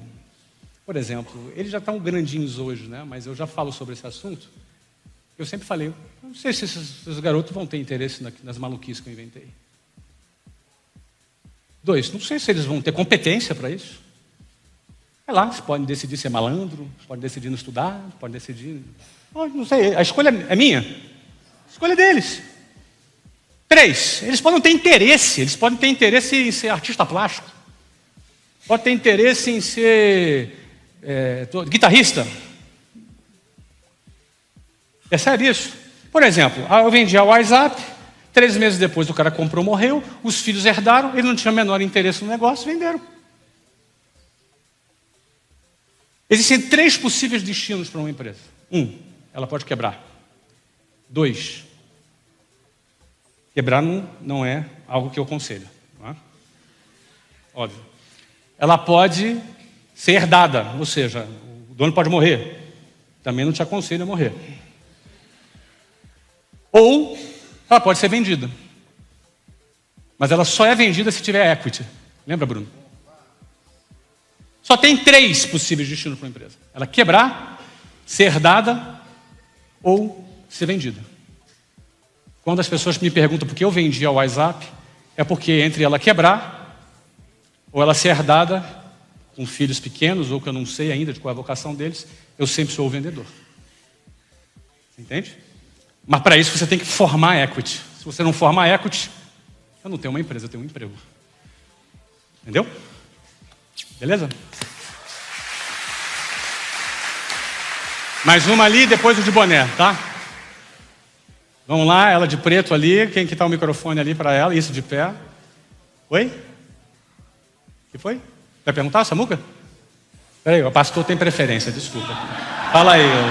E outra coisa, ele é da minha categoria, guitarrista, que aliás eu não toquei, né, cara? Puxa vida, hein, cara? Fala aí, Samuca. Uma pergunta e um convite. Ih, caramba. A pergunta é a seguinte: eu tenho um canal no YouTube, ele é para criança. Por acaso é o 3 palavrinhas? Isso. E hoje a gente tem 3 milhões de inscritos. Só que o YouTube, ele agora não monetiza mais canal infantil. Então a maioria da nossa receita acabou. Bom. A partir, então tá todo mundo. Você vai fazer aquilo que você deve ter feito desde o início. Tá todo mundo muito assustado. E eu queria saber a sua opinião sobre um clube de assinatura, se você acha que é uma boa pra gente nesse momento. Então, olha só que interessante. Você precisou do caos para criar uma solução. Olha que interessante. Porque essa é a solução que tem equity. Porque sabe quem é o dono do equity do seu canal de 3 milhões? É o YouTube. Você é dono da comissão só. Agora, quando você cria a sua plataforma e vende assinatura, quem é o dono do equity agora? É você. E eu me inspiro muito em você porque você fez isso. Meusucesso.com. Isso. Teve uma época que você saiu do YouTube porque você começou a não entender essa monetização deles. Exatamente. Mas, Samuel, é isso, cara. Eu acho assim, você tem ali o principal ativo, né? É o público. Agora você tem que ver como é que você transforma esse ativo em valor. A maneira que você estava fazendo era ganhando em cima da publicidade. Agora você tem que criar uma plataforma. Se o teu público gosta de você, é fiel a você, ela vai para onde você está. Aí é um processo de venda, de retenção, de call center, de marketing digital. Tem todo um processo aí, um pacotinho. Nada demais, mas tem um pacotinho. E o convite é para você vir tocar com a gente aqui. Eu tô aposentado, mas tô treinando, né? Quem me segue no Instagram viu que eu postei uma música essa semana. É a moça ali atrás. Depois a gente volta nele. Isso. Muito obrigada. Calma, Obrigada. Moça, calma. Depois é você. Fica tranquilo. Tranquilo. Fala, moça. Bom, Teu nome? Andrea Thompson. Fala, Andrea. Eu sou... tenho algumas coisas em comum com você, pude perceber hoje. Para começar, eu não sabia que eu ia estar aqui hoje. Então, estou muito feliz. Foi um grata surpresa. Uma amiga minha me convidou. É a primeira vez que eu venho à Lagoinha Church. E tive a felicidade de conhecê-lo. Muito obrigado por essa oportunidade, primeiramente, né? O que a gente tem em comum? Primeiro, o inglês, né? Que eu fui professora de inglês por muito tempo no Brasil, né? E eu me mudei para Orlando e agora estou desenvolvendo uma carreira musical. Eu sou cantora e compositora, né? Eu tenho meu Instagram, YouTube, Andrea Thompson Music, né? Andrea Thompson Music. E tem algumas coisas minhas lá que... E é muito complicado. Você, como um investidor, um trabalhador, um homem de negócios, em primeiro lugar, que consegue ver além. E como músico, né, musicista, você sabe a dificuldade que é o showbiz, né? Que conselho você dá para mim e para todas essas pessoas que têm aqui talento musical, que estão buscando avançar nas suas carreiras... Acreditar no sonho da gente, como é que a gente consegue chegar lá? Como é que a gente... Qual que seria o seu conselho? Eu não sou o maior especialista dessa área. Aliás, o André é muito mais especialista nesse assunto que eu. Mas eu vou aqui passar um pouco do que eu conheço. Primeiro, a indústria toda mudou recentemente. Aliás, está em mudança, né? A maior fonte de receita de um cantor é a venda de CD, que não existe mais. Não é? Então, hoje, os cantores estão se vendo na obrigação de botar o pé na estrada.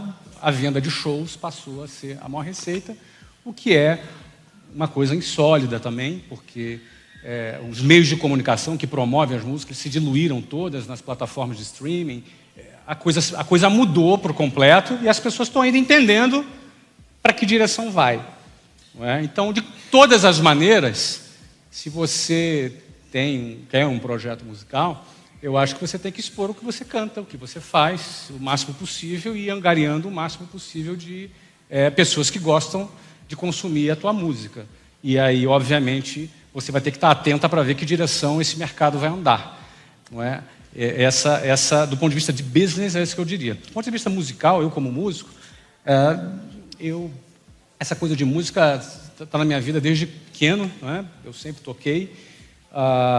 Mas houve um momento que eu me resolvi entendendo que uma coisa é você ser músico, outra coisa é você viver da música. Então, por exemplo, eu entendi que eu não ia viver da música, mas eu sou músico até eu morrer. Entendeu? Sou músico porque eu toco, porque a música está dentro de mim. Mas não necessariamente eu vou viver da música. Sobre como viver da música, se é o teu objetivo, tem que ver para onde está indo esse mercado. Né? Infelizmente, eu não consigo te dizer. Realmente, acho que você tem que achar um caminho. Eu realmente não consigo te dizer. Assim, tá bom? Para a última pergunta, moço de azul ali. Tá. Boa noite, Flávio. Fala alto. Boa noite, Flávio. Isso. Então, como todo mundo falou, o que tem em comum, acho que no momento que eu consigo ver, é só mais o porte físico e que a gente é flamenguista também. Mas... Muito obrigado. Mas fique sabendo o seguinte. Fique sabendo de uma coisa, que eu perdi 9 quilos nos últimos 40 dias. Daqui a 30 dias eu vou voltar aqui, tá? Beleza. Então tá firmada a meta com todo mundo aqui, então você pode voltar aqui e botar uma conversinha com você depois, tá, entendeu? Então, e aí? Quer saber qual é a minha dieta? Essa é a sua pergunta? Caramba, o cara é bom, adivinhou a pergunta, era isso mesmo que não, esquece, não vou falar sobre isso. Tá bom. Qual é a sua pergunta? Diga aí, meu querido. Eu queria que até, vou falar de mim, mas talvez pode ser que eu esteja representando mais pessoas. Eu tenho um sonho de trabalhar com comunicação, trabalhar com entretenimento e muito mais do que isso, tem aquele livro do Simon Sinek, Comece pelo Porquê. Eu tenho o meu porquê muito forte, que é sempre voltado para pessoas, impactar a vida das pessoas, tá fazendo a diferença da vida das pessoas, e eu descobri com a fluência do inglês que isso se abre de uma maneira incrível, assim, para todas as comunidades e tudo. A minha pergunta seria assim: como eu posso oh, Jesus. Fica calmo. Vamos lá. Tá. Como você pode? Sim. Um dos meus sonhos é fazer missões e dar palestras pelo Brasil e agora com inglês pelo mundo. E eu gostaria de saber, como um empresário da área do idioma, como que eu posso usar os idiomas, por exemplo, fora o inglês. Acredito que outros idiomas podem trazer um valor para mim, para seguir esse sonho com mais força, para conectar com mais pessoas. O sonho é ser missionário, é isso? É ser um comunicador, tanto presencialmente como de escala. Seja, desde pequeno, meu sonho sempre foi ser apresentador de televisão. Entendi. Algo como isso. Entendi. Mas hoje eu tenho mais, além disso, de ser uma pessoa pública, ser um comunicador de entretenimento, também estar junto com as pessoas fazendo palestras ou influenciando de uma forma presencial que eu possa estar conectado com as pessoas. Então, eu gostaria de alguma indicação, alguma recomendação, conselho da sua parte com que você possa vir acrescentar. Deixa eu ver se eu entendi. Você quer trabalhar na televisão ou quer ser missionário? Eu quero impactar minha geração. Esse é o meu sonho. Esse é o meu sonho. Tá, esse é o meu então porquê. tá bom, já entendi. Então, meu primeiro conselho para você... Me responde uma coisa, mas me responde mesmo, né? O mercado de trabalho, ele tá difícil, né? O salário tá cada vez mais baixo, não tá? A pressão, a concorrência tá cada vez maior, né? E se você tá desempregado, então, nossa, conseguir um emprego é quase impossível, não é? Eu sei, eu passei por isso. E olha, desculpa, segundo alguns dados aí que eu tenho estudado, a tendência é ficar pior. Porém, por outro lado, imagina esse cenário na sua vida, mas imagina mesmo, tá? Tem um negócio online, igual o meu, um potencial gigante aí na sua casa, igual eu faço aqui. Se você quiser, pode ser apenas nas horas vagas, não sair do seu emprego, se você quiser. Ou sair do mercado de trabalho de vez, se livrar de cumprir horário, receber ordens, trânsito, chefe, ônibus e ter o seu próprio negócio online. Algo seu, fazendo algo que você goste. A internet e esse método que eu vou te ensinar hoje vão permitir isso para você.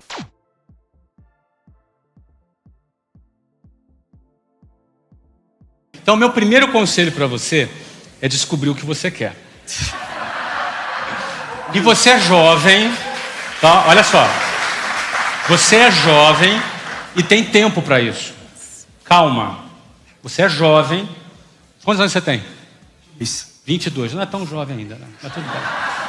Mas você é jovem ainda. Com 22 ainda dá tempo. Tem esperança para você. Descubra o que tu quer fazer, cara. Você quer trabalhar na televisão? Corre atrás de conversar com pessoas que trabalham na televisão. Você quer ser missionário? Cadê o André? Vai falar com o André. Você entendeu? Decide o que você quer.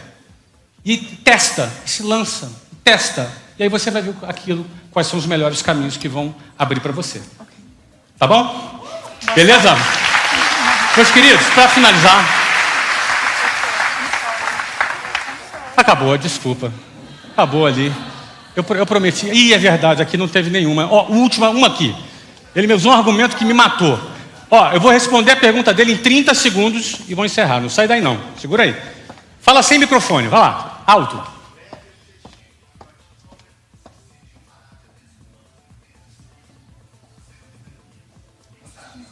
Tá. Ele me perguntou a partir de que momento eu deixei de ter escolas próprias para ter franquias. Quando eu tinha 24 escolas, minha meta era ter 100. Só que eu já estava igual um louco, viajando de um lado para o outro, eu para um lado, Luciana para o outro, a gente viajando, e eu comecei a desconstruir um paradigma que eu tinha. Eu achava que franquia era um troço que não presta. Escola própria não, eu vou fazer a coisa bem feita. E eu comecei a perceber que com a escala, eu estava já prejudicando a forma como eu estava fazendo, estava me matando, viajando, e eu comecei a me abrir para a franquia. A franquia é um modelo onde você tem um franqueado, que é praticamente um sócio, onde ele investe capital próprio e ele bota a pele dele em jogo. E o seu trabalho é transmitir para ele o quê? Conhecimento e know-how. Certo? Ou seja, em 2000, a gente já com 30 escolas virou para a franquia e fomos até 200 e pouco. Hoje eu só tenho 4 próprias e as outras todas são franquias. Tá? Agora, para ter franquia, número 1, você já tem que ter tido sucesso pelo menos 1 ano numa única loja, ter aberto a segunda e ter sucesso mais 1 ano. Você tem que ter pelo menos umas 3 escolas ou umas 3 lojas tendo sucesso em pelo menos 5 anos para você dizer assim, ó, eu tenho um caso de sucesso. Eu quero manualizar isso aqui e quero replicar isso daqui. Tem gente que atropela isso aí e se dá mal. Beleza?